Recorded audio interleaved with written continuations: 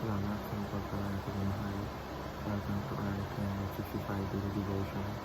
Apostle Calvary Romans from batch 3.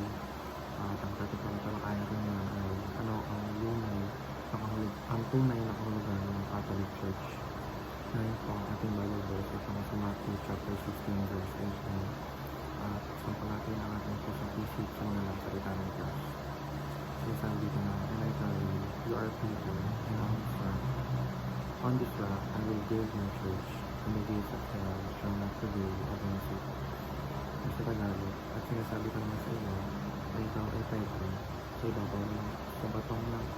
ibabaw ng batong ito ay tatayo ko ang iglesia, at ang mga pintuan ng Hades ay hindi magawagila sa kanya.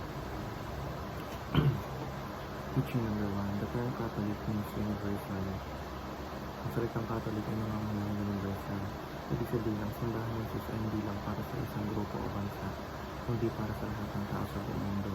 Ang isang pananampalataya at katawan ng Kristo kahit saan mang dako. Teaching number 2, the Church of Jesus is a movement.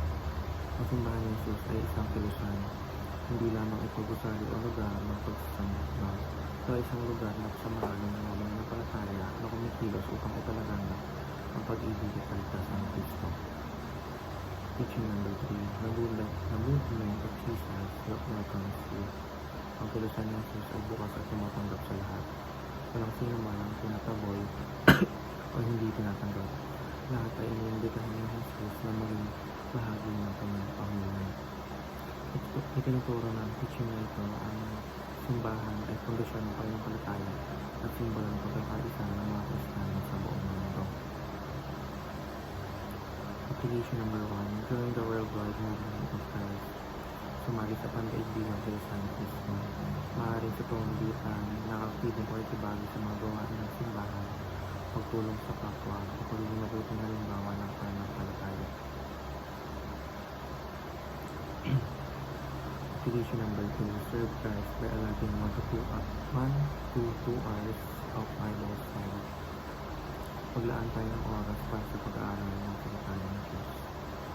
Kahit isa o dalawang oras sa isang linggo para sa Bible study ay malaking tulong na ito para lumalim sa pananampalataya natin at mas makilala si Jesus. Application number 3, leave an indelible impact on the lives of others. Ang kilusan ng Jesus ay bukas at tumatanggap sa lahat.